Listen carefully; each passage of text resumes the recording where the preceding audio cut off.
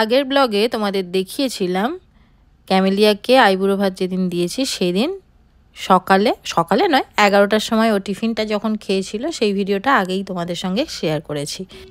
তো রান্নাবান্না করেছিলাম সেটাও তোমাদের সঙ্গে শেয়ার করেছি। আর পুরো ব্যাকগ্রাউন্ডটা আমি বানিয়েছিলাম আমাদের ওপরের বিল্ডিংটাতে। তো সেখানেই এবারে সব লাঞ্চের প্রিপারেশন হচ্ছে, সব বাটিতে বাটিতে সব তরকারিগুলো তুলছি। চম্পা এখানে আমাকে হেল্প করছে। আর সব তরকারিগুলোই নিয়ে চলে এসেছি, কারণ আমার শাশুড়ি, দিদি, চম্পা, মন্দিরা এরা সবাই বললো এক জায়গায় বসে খাওয়া হবে। তো সেই হিসেবে সবটা নিয়ে চলে এসেছিলাম। তো এদিকে সবটা গোছানোর পরে আবার ক্যামেলিয়াকে ডাকবো। তো আমাদের মোটামুটি সবটা গোছানো হয়ে গেছে। এবারে দেখো টিফিনের সময় যেহেতু ফুলগুলো দেওয়া হয়েছিল আর ফুলগুলো আবার একটু ঘেঁটে গেছিলো, তো সেই জন্য আমরা লাঞ্চের সময় আবারও একটু পান পাতার সঙ্গে ফুলগুলোকে একটু অ্যারেঞ্জ করছি। আর এখানে দেখতেই পাচ্ছ চম্পাই ওই কাজটা করছে। তো আগেই তোমাদের বলেছি যে সবাই মিলে হেল্প করেছিল বলেই জিনিসটা এত সুন্দরভাবে হতে পেরেছিল।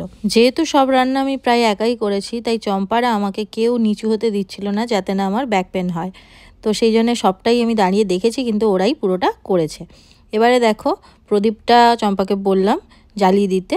তো দুদিকে দুটো প্রদীপ যখন টিফিন খেয়েছিল তখনও জ্বালিয়েছিলাম আর এখনও জ্বালিয়ে দিলাম।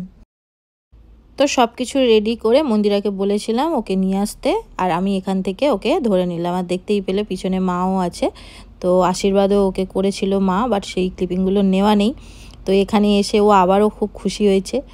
আর আমি এখন দেখো ওর সামনে কিন্তু শুধু সাজানো আছে, এখন কোনো কিছু প্লেট দেওয়া নেই, কারণ একটা রিলস হবে না বলো। আমরা অনেক রিলস ভেবে রেখেছিলাম, অনেক রিলস, বাট আমার শরীরটা খারাপ থাকার কারণে ম্যাক্সিমামটাই হয়নি, বাট একটা দুটো কোনো রকমে তাও ওরা জোর করে আমাকে দিয়ে করিয়ে নিয়েছে। দেখতেই পাচ্ছ একটা টেকে হলো না, তাই দুটো টেক নিতে হলো। আর এখানে আমি ওর মালাটা পরিয়ে দিলাম। হিসেব মতন বিয়েটা প্রথম আমিই করলাম, কারণ ক্যামেলিয়াকে প্রথম সিঁদুরও আমিই পরিয়েছিলাম, আবার মালাটাও আমিই পরালাম। তাহলে ক্যামেলিয়া কিন্তু আমার বউ। এরকম অনেককে আমি করেছি, তো সেই হিসেবে সবাই আমার বউ। যাই হোক, তো এইরকমভাবে দেখতেই পাচ্ছ ও খুব আনন্দ করছিল। আমরা সবাই মিলে খুব মজা করছিলাম, খুব ইয়ার্কি করছিলাম। আর একে একে সব কিছু এবারে সামনে সাজিয়ে দেওয়া হচ্ছে।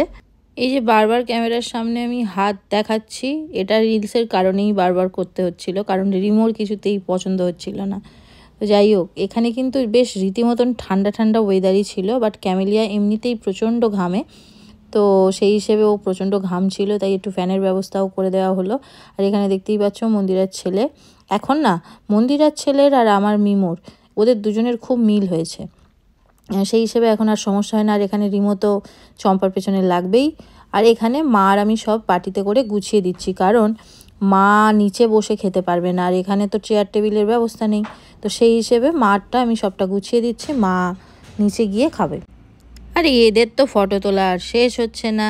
ক্যামেলিয়ারও পোজ দিতে দিতে ক্যামেলিয়া একদম ক্লান্ত হচ্ছে না, কারণ ফটো তুলতে ভিডিও তুলতে ওকে যদি সারাদিন বলা হয় ও সারাদিন ধরে তাই করবে। তো সেই রকমই চলছিল।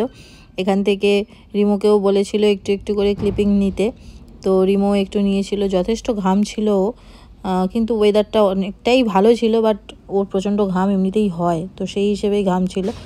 আর এখানে আমি ওকে একটু পায়েস খাইয়ে দিচ্ছিলাম।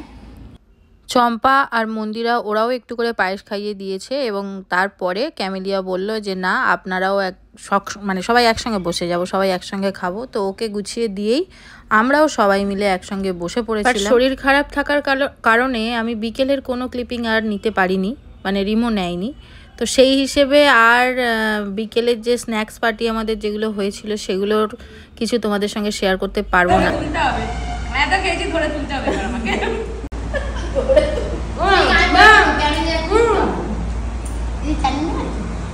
কি গো, ঠিকঠাক আছে সব?